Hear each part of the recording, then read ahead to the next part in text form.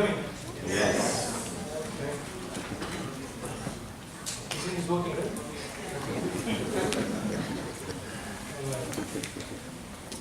Happy Sabbath once again. Sabbath. Yes.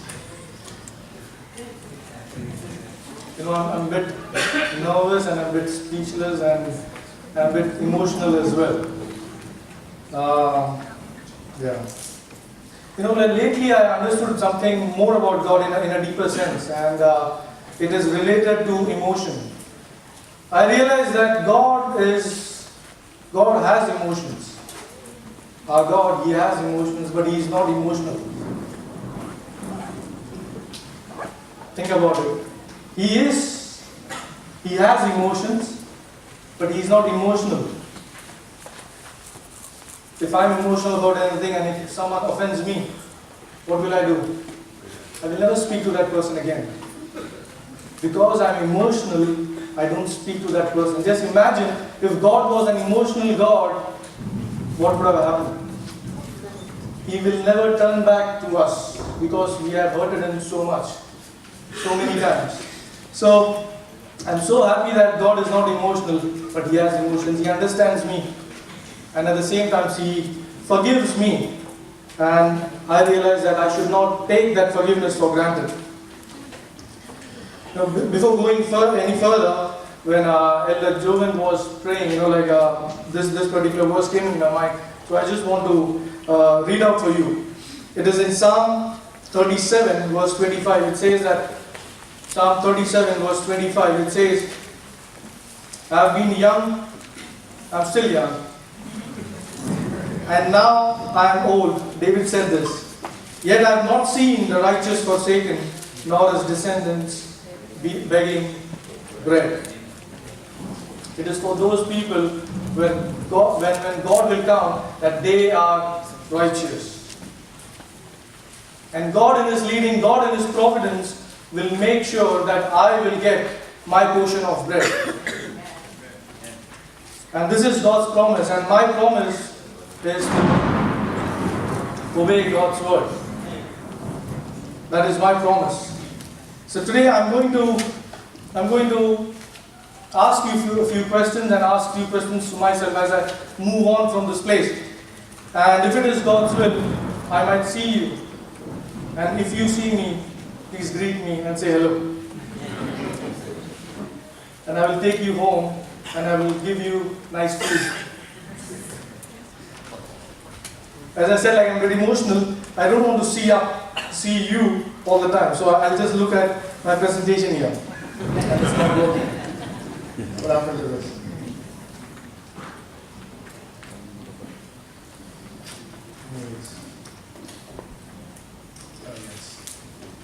Talking about last days, not the last days that we talk about from the Bible, the end times. I'm talking about the last days. There are few sitting here who are in an age where they are going to retire very soon, right? And that will be their last day in an organization.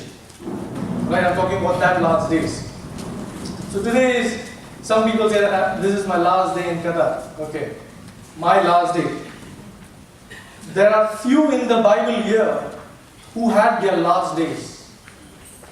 Who had their last days, and one among them was,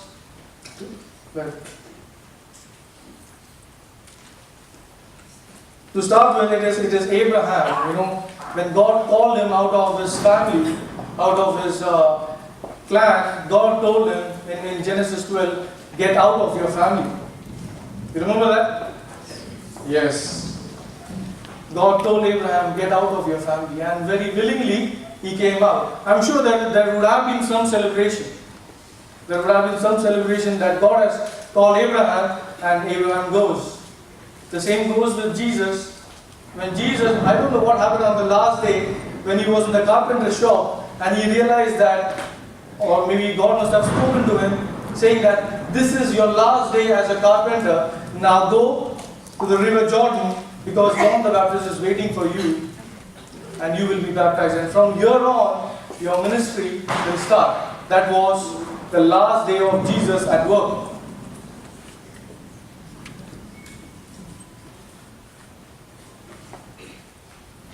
Imagine the last day of Jesus in heaven before he incarnated as a human. What kind of celebration was that? Was there any celebration? Was there any celebration in heaven? Yes? Who said yes? Who said yes? You know, the great controversy says that when Jesus came out the third time from the glory of the Father, there was, the countenance of Jesus was all brightened up, but the angels, they were sad. The angels were sad because they came to know that Jesus is going to die and He is going to be separated from the Father. Till then, there was no talk about separation in heaven. But that day, the whole concept of separation came in. So it was not a very happy moment for all the unfallen angels and all the creatures there in heaven. And even for Jesus and even for the Father. So that particular last day in heaven, when Jesus left heaven, was not a celebrated day.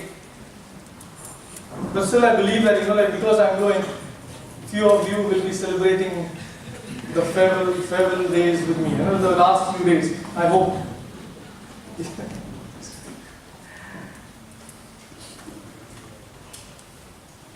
But there was one day where I don't imagine a celebration was held. And that day was when Jesus left heaven.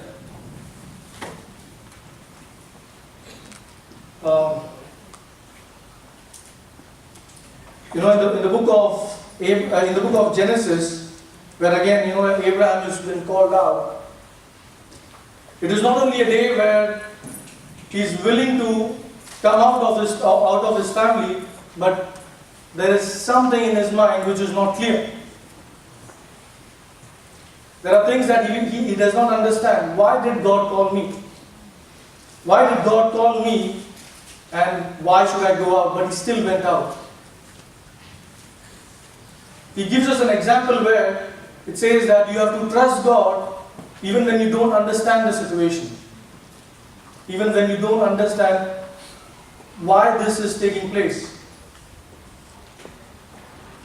When Elder Harvey and Elder Leo was talking about, I quit my work for Sabbath, I would still say that he said it, that it was the strength of God in me that allowed me to take such a decision, because I'm just a human and I was tempted as well at that point. I was tempted as well. I had to consult my friends, I had to consult God, I had to consult my parents, my wife, to get all those strength and tell my manager that, yes, I'm going to stop. He said, he gave me an option. Why don't you just try one Sabbath coming to church, one Saturday, once? I said, that's okay. That sounds good. Right? Most of us do that. Once a while. Disobedience. The book of Jeremiah. Let's read the book of Jeremiah. Let's read the book of Jeremiah, chapter 3, verse 1.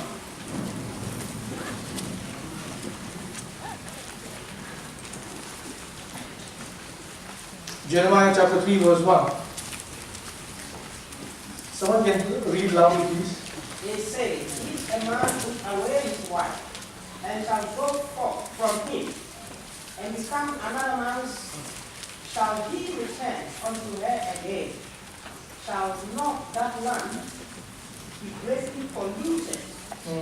Thou hast delayed the hour with many floods, yet return again to me, says the Lord. I'll tell you something about the book of Jeremiah, why it is so special to me. Back in 2011, I was more energetic than I am right now.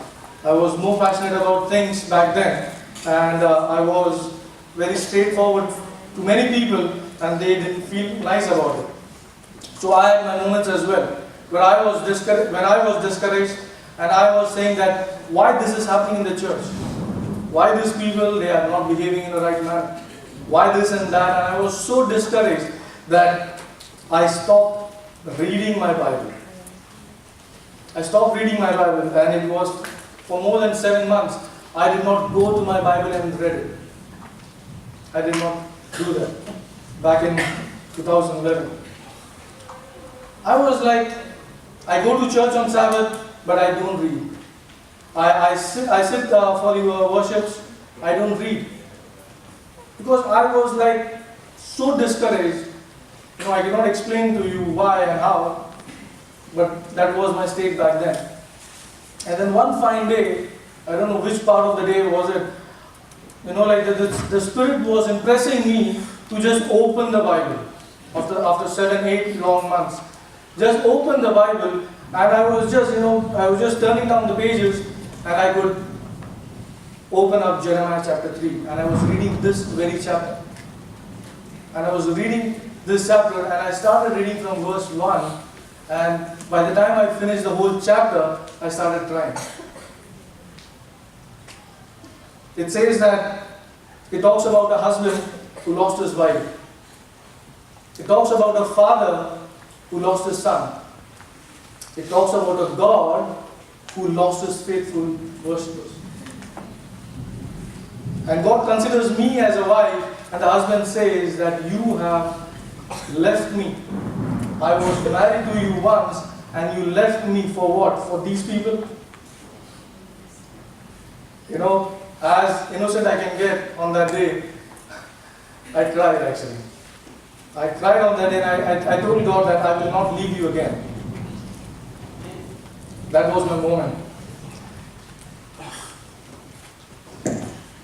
When Jesus decided that he will become a man, it was not a happy moment at all. I'll tell you again why. Because in the book Desire of Ages, it says that when God gave Jesus to us on the cross and in human flesh, he gave him forever. He gave him forever. Do you understand what it is? He gave Jesus to us forever. If Jesus fails in this mission, he fails. If he succeeds, then all will be saved. But if he fails, then all will be lost, along with God the Jesus. And that will be a loss to heaven. This amount of risk, who was ready to take? God the Father. So when I say that I quit my job, I'm ready to take the risk, how God is going to lead me, I'm not worried about, and I'm not worried at all. Still the real hero for this whole thing, and even on this day, the point of focus is only Jesus. He's the real hero. So this makes us realize that Jesus made choices and sacrifices out of love for God and man that changed him forever. He wasn't afraid to commit to a life-altering sacrifice. Most of the time the more we stay in one place, the more we get used to that place, right? The more we are in one place, we are used to that place, and it becomes a comfort zone now. And now suddenly if a foreign thing comes in, we are a bit disturbed. It can be anything. We are being disturbed, and we are not willing to accommodate that foreign thing. But when it comes to God's commandment and his obedience, to keep up with the obedience, if something comes in, what we do? We don't alter ourselves, what we do? We try to alter the whole situation.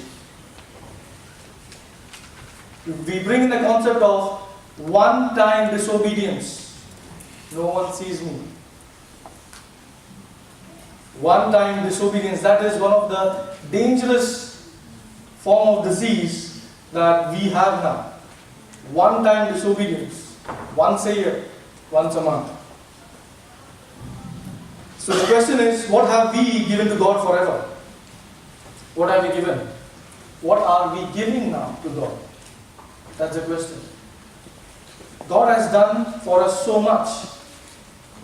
God has done for us so much, and He's still doing. What are we doing for God?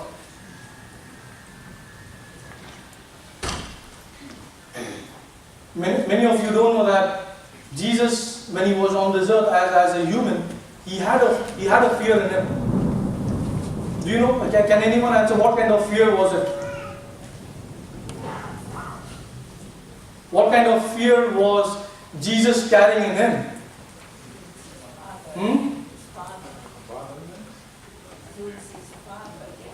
He will not see His Father again. Okay? You know, Jesus was carrying a fear of disobedience in His heart. Every time, every moment that He was living on this planet Earth, He was always keeping in mind that I should not disobey my Father. That was the only fear that He had in His mind. If I disobeyed my Father, what will happen? Me and my Father will be separated forever. So that was the fear that was in His heart.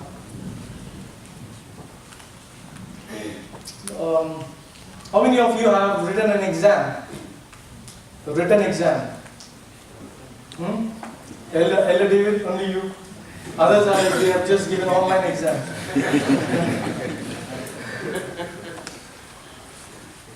Elder David has given a written exam where, when you go for an exam, you either prepare or you don't prepare. Correct? You prepare or you don't prepare. But in either cases, there is a fear in your heart. You prepare and there is a fear in your heart. You're scared of something. You are not prepared, still you are scared. Why? You are prepared, but you fear. Why? Not fail. You don't know how many marks you will get. You want good marks. You want everything to finish swiftly. But there are those who are not prepared, but still fear. Why? For the obvious reason. They are not prepared. Jesus had a different kind of a fear. It was a fear which told Him that if I disobey God, if I disobey God and His commandments, I will be separated from Him. This obedience thing, God takes it very seriously. Very, very seriously. You can sit here, you can yawn about it, you can sleep, go back home, and you can still say that this was the same old sermon. But the Bible, from Genesis 1 to Revelation 22, it talks about obedience to God's law, out of love. 1 Samuel chapter 15, it talks about Saul as the first king of Israel. Correct? He's the first king. But still God rejects him. Half through the chapter you will find that Saul is rejected. Why? He disobeyed. Really? How?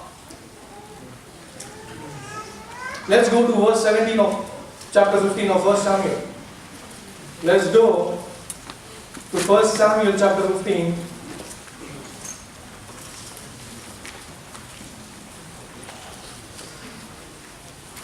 Verse 17.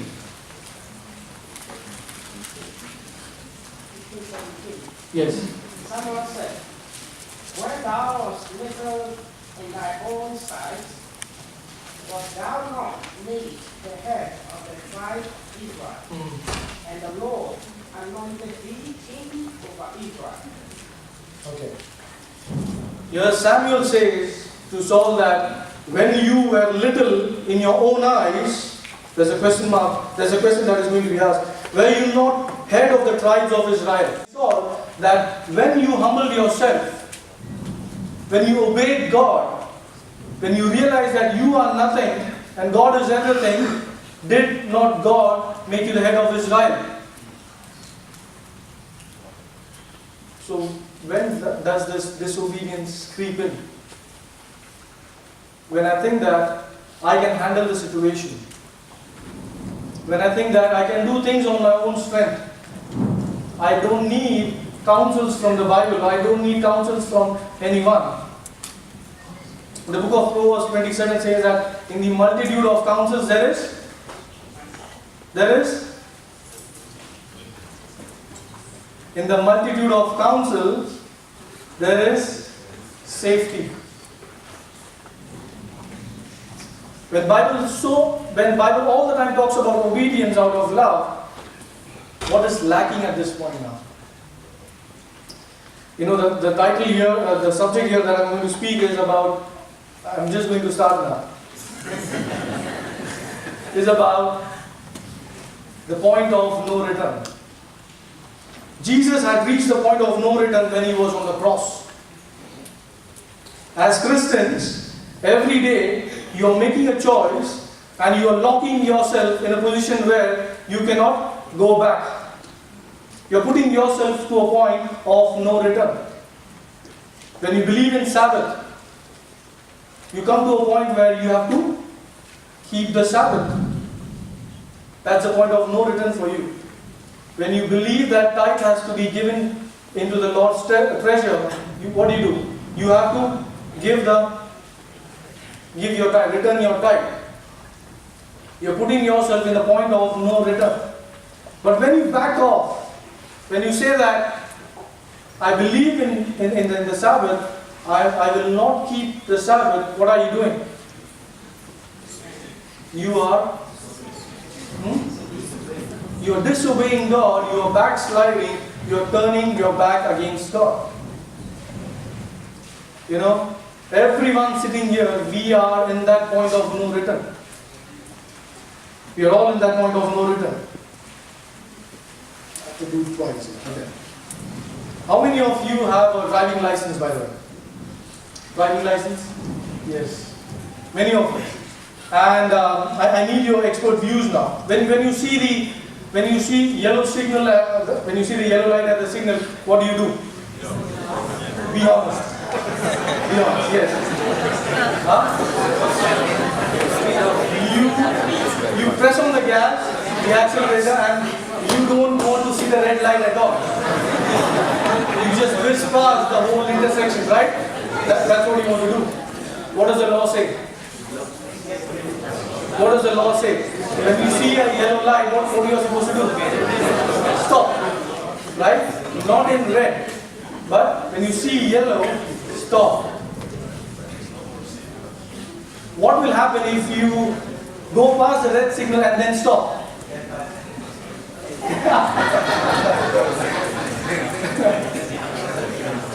What will happen when you go past the red signal and then stop? What will happen? Camera flash. Probably you will die. Right? Some you might be coming in, one hand in the steering and one hand carrying a mobile, and he just smash you. Right? It can be dangerous.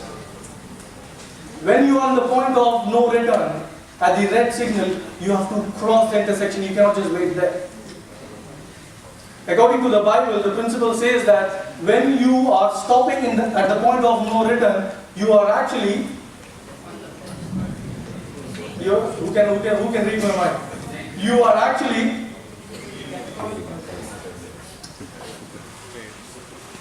backsliding,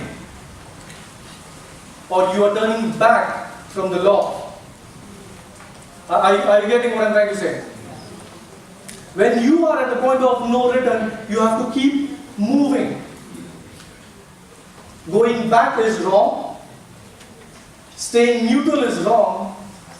The only way forward is to keep moving. As Christians, we are all at the point of no return. We have to keep moving forward. We cannot stop there, or we cannot think of going back.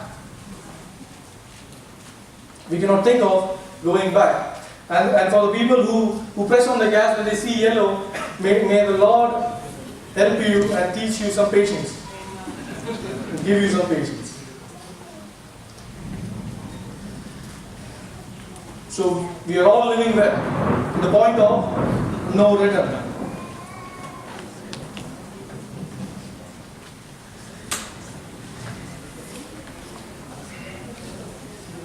When you try to return from the point of no return, you potentially are backsliding or falling into apostasy, as the Bible suggests.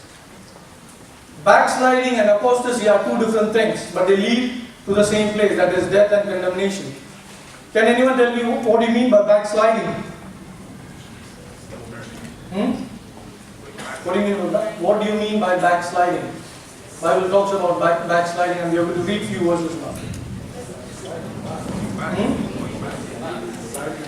Sliding back. I was asking the kids, Jan and Louis, when I was preparing my sermon, sitting on the staircase there. So I was just starting backsliding. So Jan, I don't know where he is now. The kid who was singing here, he came to me and he asked me, Tito, what do you mean by backsliding? So I asked him, what do you mean? I mean, like, what do you understand by backsliding? He said, like, to sit on your back and just slide.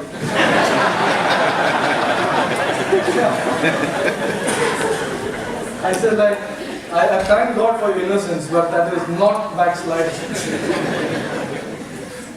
Backsliding is something that you know something and you don't do. Right? And backsliding, I'm going to, terrorize you by giving more information about backsliding now. Jan is there. Backsliding does not need any kind of effort. Can you hear me? Backsliding does not need any kind of effort. That's why you backslide. Because you don't put in effort, that's why you backslide. I'll give an example how easy it is to backslide. How much effort do you take to blink your eyes? How much effort does it take? Do you put any effort? Or it just happens, right? It just happens. Backsliding is just like that. Most of the time, we don't understand we are backsliding. That is why it is dangerous. Apostasy, on the other hand, it is a purposeful act when you go away from God. It's a purposeful act that you go against from God. There was this man, Eric Bridges, and I just read this article somewhere. Eric Bridges, a correspondent for the Baptist International Mission Board, wrote an article regarding Arab converts heading deep into the Sahara to tell the story of Jesus to hostile nomad camps. As they left their camp, there was a point where they could see their wives and children waving goodbye. Once these sites were out of view, the point had been reached, the point of no return for them. They could see their wives and children, they could see them at long distance, but sooner or later they could not see them. Upon entrance to the camp, the leader accused them falsely of speaking evil of their prophet, and thus was beaten with rods and stabbed in the leg. But that man, he was saved by their fellow missionaries, and his life was spared. What do you think he should do now? He was a missionary, right? He went to this place to tell about Jesus. He's been beaten and he's been stabbed. What is he supposed to do now? What is he supposed to do now?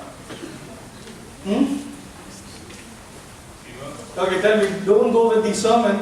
Tell me what you would have done.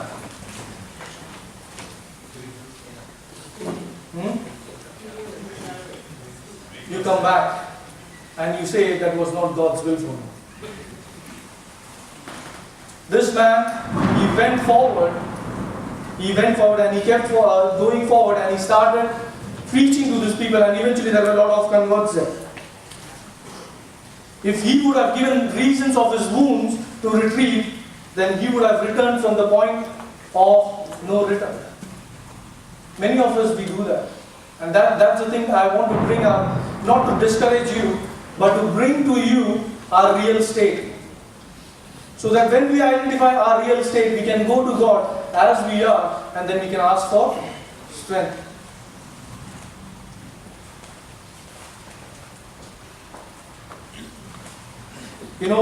Many of us sitting here, for the sake of Bible and the truth, We have suffered a lot, right?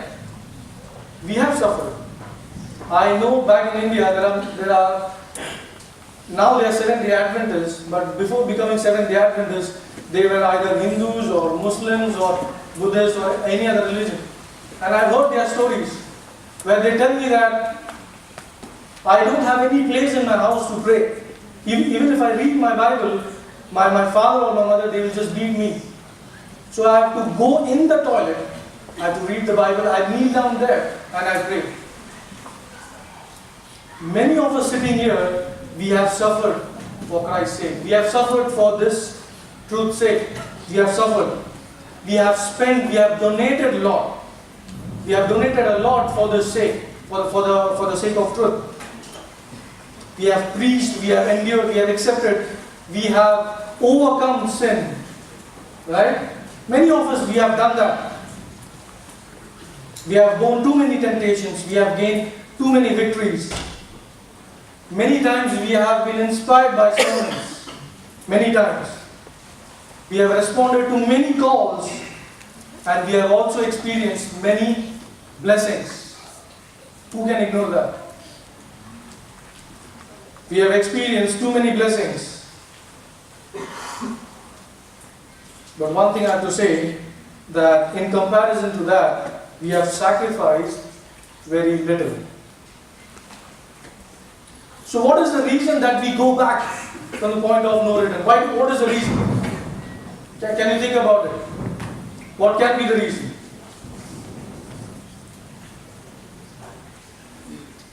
What is your reason to turn back from God? When you know so many things from the Bible, what is your reason to go back from God?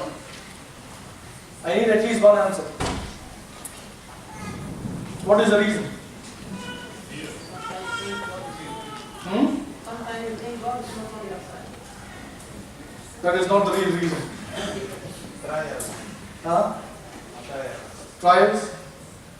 Trust is lack of. Trust? We trust God. We trust God and we still disobey Him. We still come back from the point of no return. We trust Him all the time. But the point here is, yes, Brother Maybe. Examine yourself. Examine yourself. Examine yourself. What was the reason that Saul failed to obey God? What was that reason? It was pride. In simpler language, you stop listening to God and you think you know everything. You stop listening to your fellow believers in church. You stop listening to your pastor or elders or anyone who's telling you the right thing. You stop listening.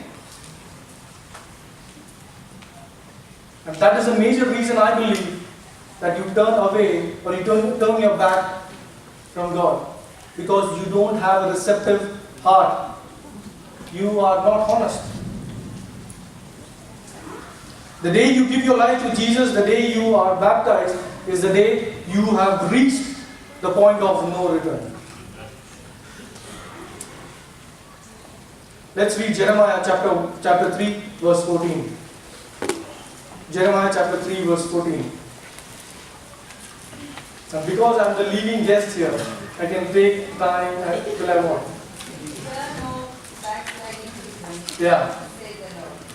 For I am married unto you, and I will take you one of the city, and two of the family, and I will bring you to Zion. Can you also read verse 20? Surely as a wife, she preciously departed from her husband, so have you dealt preciously with me, O house of Israel, say the Lord. Who's saying this? The Lord. Have you ever pleaded to any fellow human being saying that I love you so much? I'm still loving you so much. Why are you dealing with me in this manner? Why are you dealing with me in such a wrong manner? Have you ever done that? Husbands to wife and wives to husband or to children. You know, for mothers I know, because my mother, she has pleaded me so many times. Why Kiran, you are doing this to me? Why are you treating me like this? She has asked me so many times. And if you know me clearly, with all the past that I have, I was a very merciless person. Yeah. Let's read 2 Corinthians chapter 4, 8 to 11. It says that 2 Corinthians chapter 4, from verses 8 to 11, it says, "We are hard pressed on every side, yet not crushed. We are perplexed, but not in despair. Persecuted, but not forsaken. Struck down, but not destroyed. Always carrying about in the body the dying of the Lord Jesus. But that the life of Jesus may also be manifested in our body. For we who live are always delivered to death for Jesus' sake, that the life of Jesus may also be manifested in our mortal flesh." We know all these things, but why do we still go back? All that Satan wants is a little disobedience here and there, a little turning back here and there. If you remember Daniel chapter 6, how many of you remember Daniel chapter 6? What happened in Daniel 6? There was Daniel and there was King Darius, and there were his faithful people, right? The 120 chief people of the king. And then they set a trap against Daniel, saying that if anyone bows to King Darius for 30 days, they will live. Or if they do not bow for you for 30 days, they will die. What was that? Can you understand the trick of Satan there? You worship the king for how many days? 30 days, and you will live for the rest of the life. But if you don't do that, you will what? You will die. I want to bring this Sabbath issue back again. Because Ellen White, she says that he who believes and obeys the fourth commandment with all the heart will keep the other commandments eventually. That's what she says. What does she say? What is she saying? She's saying those who keep the fourth commandment with all their heart will eventually keep the other 9 commandments. I want to encourage those brethren here who struggle with Sabbath. They often come to me as well and say that you need to pray for me. And I pray for them sincerely, yes. But it doesn't happen like that. When Daniel knew that for 30 days he has to worship that God, what did he do? How many days did he worship that God, that king? How many days? 1 half, 1 hour. See, this is a trick of Satan. He will tell you that out of 52 Sabbaths, Kiran, just work on 1 Sabbath. 1 is enough. Out of 4 Sabbaths in a week, 1, 2 hours, 1 hour. This is how he will set traps. And this is how he will pull you back from God. But Jesus would not stop you from loving or saving you.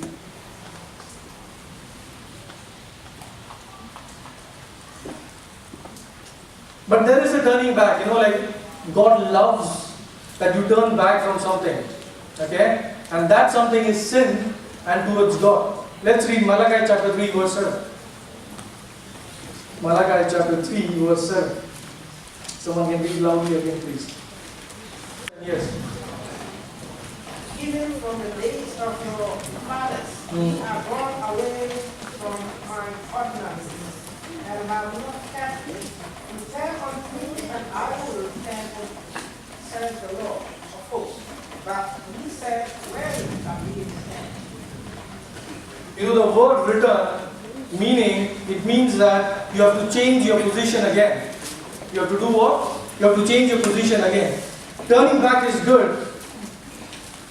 Turning back is good, provided that you are turning back against sin and to God.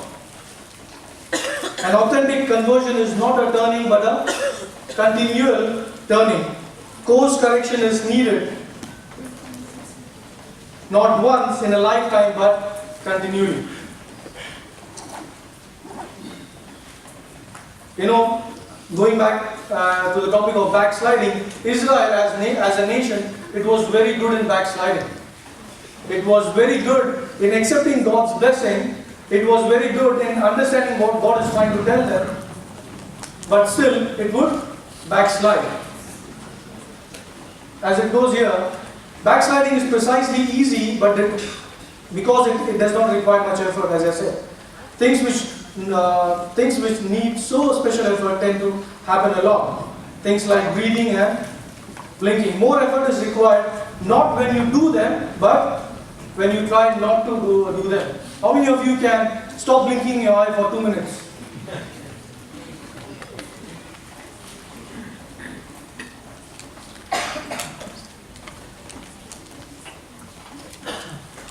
Romans chapter 7 verses 22 and 23 talks about two laws.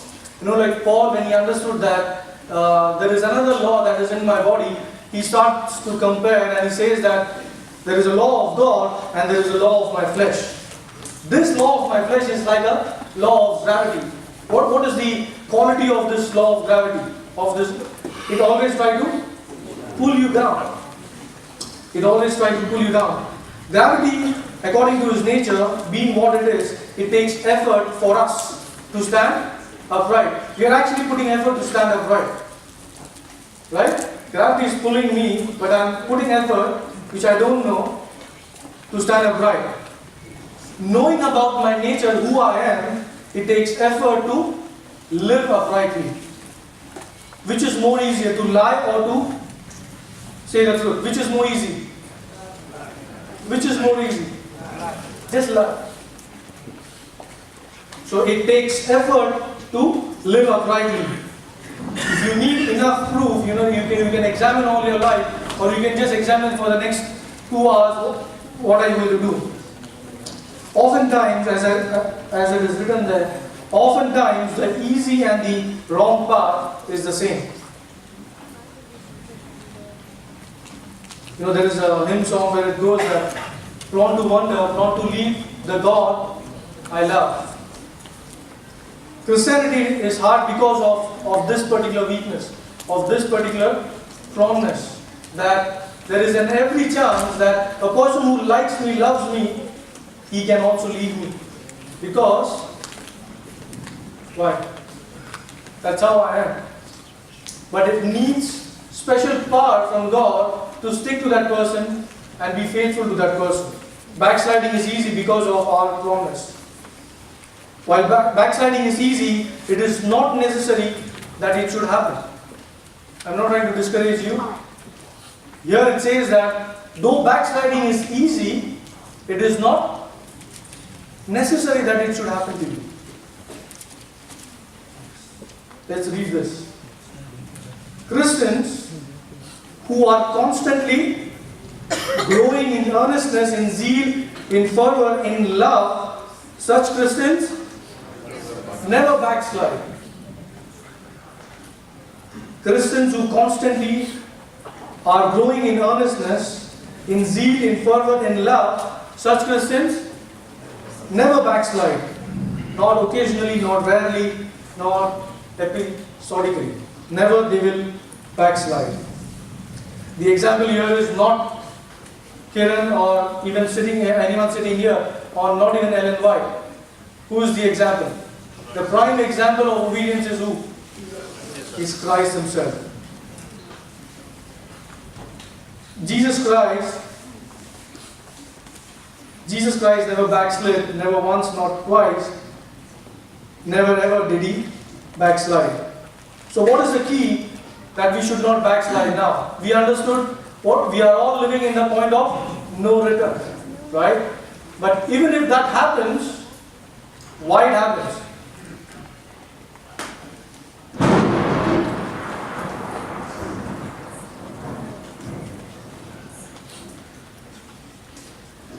Why it happens? Because we are not constantly growing. We are not constantly growing. You find your kids grown up after 20 years. There is an evidence that they have grown up. Right? When your kids have grown up, you know that they have grown up.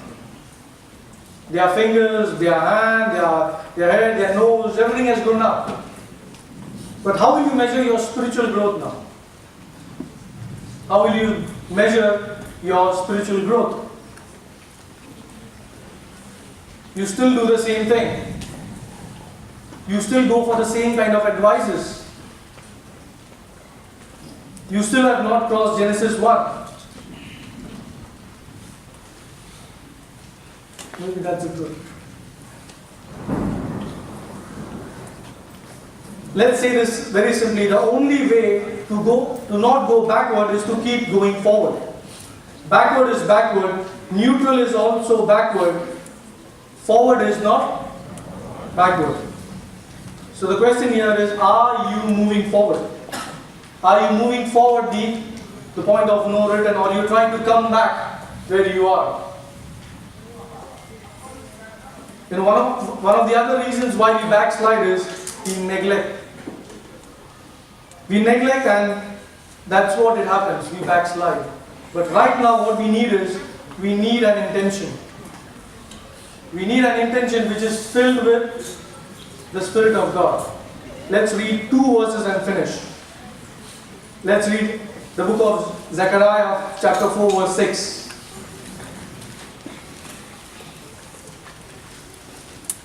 We need Spirit-filled intention to go back to God. Can someone read Zechariah, the book of Zechariah, chapter 4, verse 6? 4 verse 6. Then answered and spake unto me, saying, This is the word of the Lord unto you, saying, Not by might, nor by power, but by my spirit, says the Lord. But by my Spirit, said the Lord. Okay, let's read the last verse. Jeremiah chapter 3, verse 22. Jeremiah chapter 3, verse 22. Return you backsliding children, and I will heal your backsliding. Indeed, we come to you, for you are the Lord our God. So that is the invitation of God.